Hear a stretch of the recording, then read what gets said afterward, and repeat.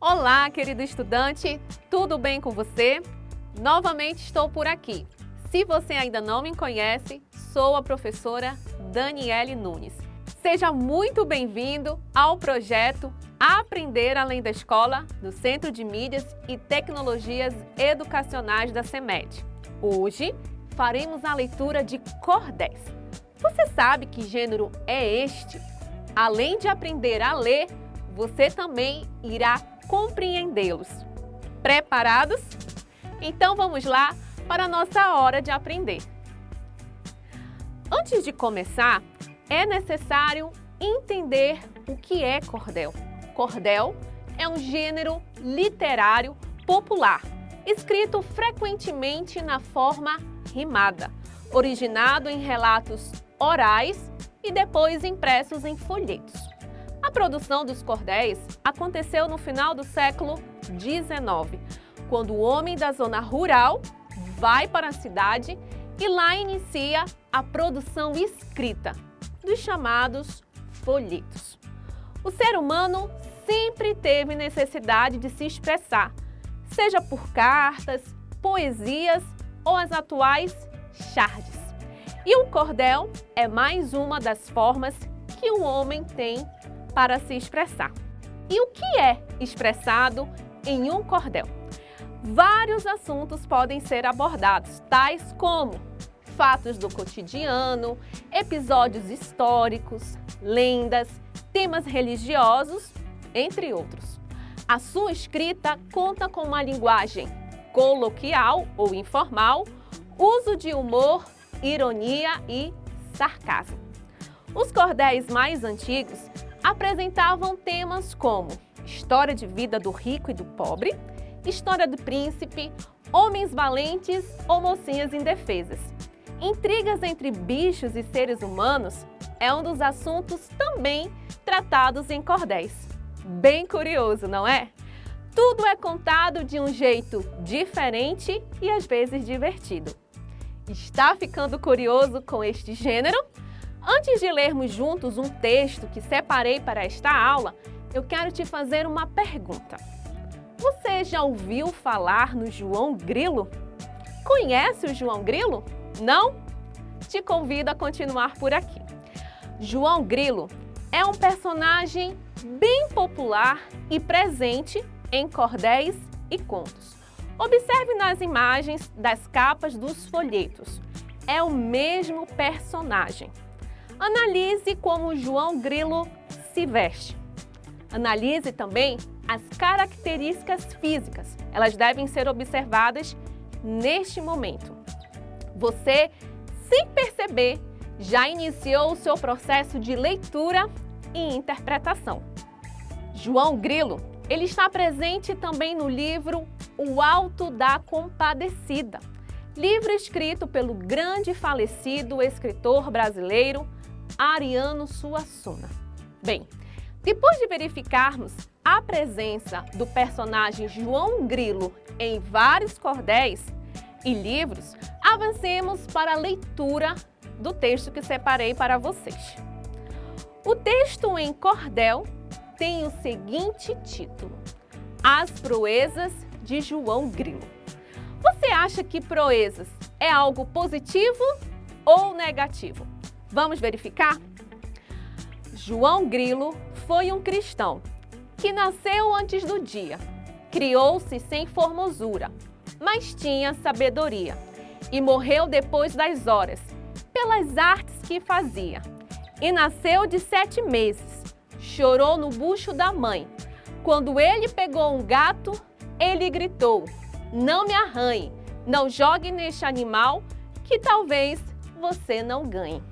Na noite que nasceu, houve um eclipse da lua e detonou um vulcão, que ainda continua. Naquela noite correu um lobisomem na rua. Porém, João Grilo criou-se, pequeno, magro e sambudo, as pernas tortas e finas, a boca grande e beiçudo. No sítio onde morava, dava notícia de tudo. Que texto curioso, não acham? Antes de avançarmos nesta aula, eu quero convidar você a ler silenciosamente este texto e depois você voltará para fazer a leitura em voz alta. Isso é muito importante para o seu processo de aprendizagem. Quero que você leia da mesma forma que li. Combinado? Neste texto, foi narrado e contado a vida de João Grilo. Vários fatos aconteceram no dia do seu nascimento. Nesta narrativa, foram mostradas também algumas características físicas de João Grilo. São informações necessárias para se compreender quem foi este homem. A principal função do gênero cordel é informar, mas também divertir. E qual a diferença deste texto, cordel, para uma notícia? A notícia tem por objetivo informar, o cordel também, porém com várias diferenças. O cordel, ele entretém e diverte através de uma maneira como se é contada uma história. A linguagem mais popular é uma das marcas da literatura do cordel, algo que na notícia não pode haver.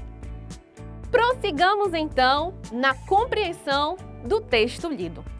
Quando estamos diante de um texto, precisamos verificar se compreendemos o que lemos. E como fazemos isso? Fazendo perguntas. Ao se deparar com esta capa de folheto, a primeira pergunta que deve ser feita é: quem foi João Grilo? Esta pergunta te fará querer ler o restante do texto. E no fim desta leitura, você poderá dizer quem foi João Grilo. Correto?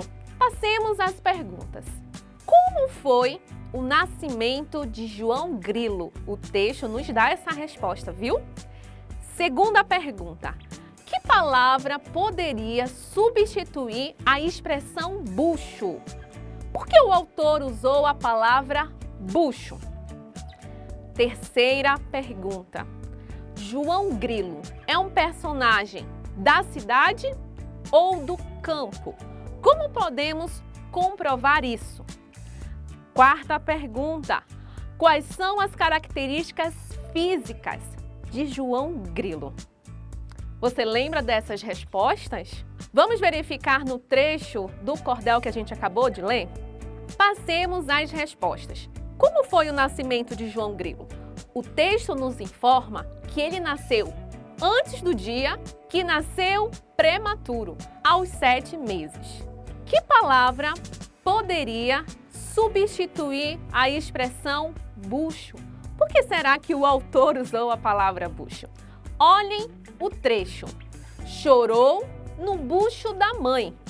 Poderíamos substituir pelas palavras barriga ou ventre. E por qual motivo o autor do texto usou a palavra bucho e não barriga ou ventre? Percebam que eu falei que a linguagem do cordel é mais popular. Então, esta é a razão. Terceira resposta. Ele é um personagem da cidade ou do campo? O que o texto diz? O texto fala que João Grilo morava em um sítio. Então, da cidade ele não é, certo? Quarta pergunta que eu tinha feito a você. Quais são as características físicas de João Grilo? Olhem aí no texto. Pequeno, magro, sambudo, as pernas tortas e finas, a boca grande e beiçudo. Respostas dadas. Passemos nesse momento para uma outra característica deste texto. Se você o leu em voz alta, como pedi anteriormente, você percebeu rimas, não é verdade? Há muitas rimas em literatura de cordel. O objetivo é dar certa musicalidade e ritmo ao texto. Percebam, João Grilo foi um cristão que nasceu antes do dia. Criou-se sem formosura, mas tinha sabedoria. E morreu depois das horas pelas artes que fazia. Onde há rima aí? Depois que lemos em voz alta, nós percebemos que dia rima com sabedoria e fazia. Depois de fazermos leitura em voz alta de alguns trechos aqui em Literatura de Cordel, eu quero te convidar para a nossa hora da atividade.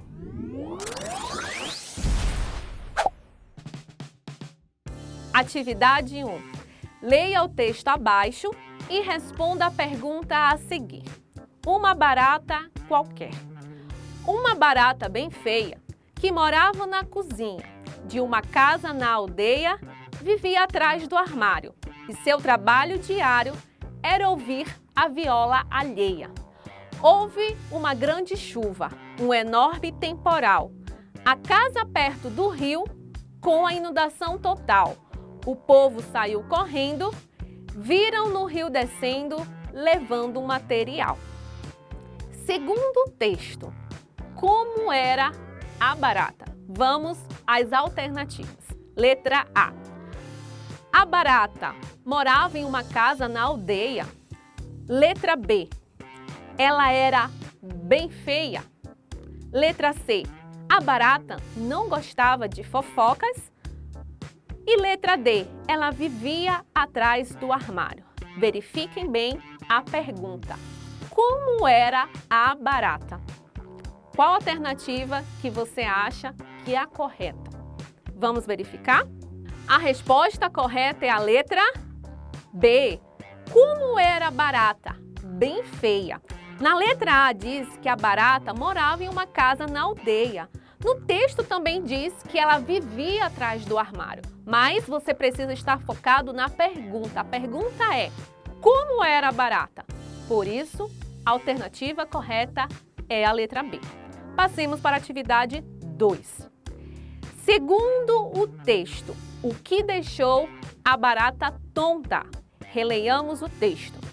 A barata, ainda tonta, com tudo que se passou, pois apenas em 2 dias a sua vida mudou. Deixou a boa vidinha e pelo mundo sozinha, pensando assim, onde estou? Letra A. O que deixou a barata tonta? Morar na cozinha? Letra B.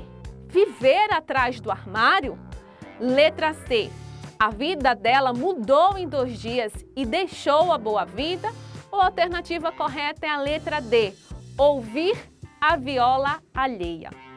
Segundo o que acabamos de ler, qual é a resposta correta, aluno? Vamos verificar a resposta? Letra C. O que deixou a barata tonta foi a vida dela mudou em 2 dias e deixou a boa vida. Passemos para a atividade número 3. Em que lugar se passa a boa vida da barata? Vamos lá, hein? Uma barata qualquer, uma barata bem feia, que morava na cozinha de uma casa na aldeia. Vivia atrás do armário e seu trabalho diário era ouvir a viola alheia. Houve uma grande chuva, um enorme temporal. A casa perto do rio, com a inundação total. O povo saiu correndo, viram no rio descendo, levando o material. A barata, ainda tonta, com tudo que se passou, pois apenas em 2 dias a sua vida mudou. Deixou a boa vidinha e pelo mundo sozinha, pensando assim, onde estou? Em que lugar se passa a boa vida da barata? Observem os destaques. De uma casa na aldeia, deixou a boa vidinha. Com essas informações, você conseguirá acertar a pergunta. Letra A. Na antiga casa na aldeia. Letra B. Não se sabe o nome? Letra C. No rio? Ou a resposta correta é a letra D? No trabalho dela. Em que lugar se passa a boa vida da barata? Qual é a alternativa que você escolheu? Vamos verificar qual é a resposta correta? Letra A. Segundo o texto que acabamos de ler, a boa vida da barata se passa na antiga casa na aldeia. Depois de treinarmos algumas atividades, eu quero te convidar para a nossa hora da revisão.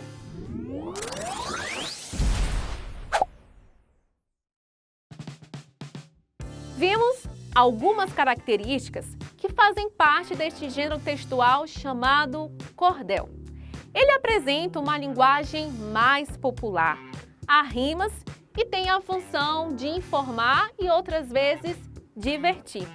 E para te ajudar a compreender cada vez mais esse tipo de gênero textual, siga comigo os seguintes passos. Número 1. Sempre leia textos em voz alta, principalmente os que têm rimas. Quando você faz leitura em voz alta, você percebe a sua voz e isso te ajuda na concentração e, consequentemente, você ficará focado no que está lendo. Não perca esta dica, hein? Segundo passo, busque livros ilustrados. Ler e analisar imagens, como fizemos com o personagem João Grilo, dos folhetos, ajuda a interpretar o que está no texto. Terceira dica, seja curioso. O que faz você querer ler um texto? Saber quem é o personagem da capa do livro? Por que o texto recebeu determinado título? São tipos de perguntas que você precisa fazer e correr atrás das respostas. Quarto passo, peça para um adulto ler para você. Sim, é através da leitura de um adulto que você saberá como se pronuncia certas palavras, como se faz a entonação correta. Isso é muito valioso. E ainda você terá o prazer de desfrutar e imaginar uma história contada por um adulto. Espero que você tenha aprendido mais sobre leitura e compreensão de textos. Vou ficando por aqui. Tchau, tchau e um grande abraço!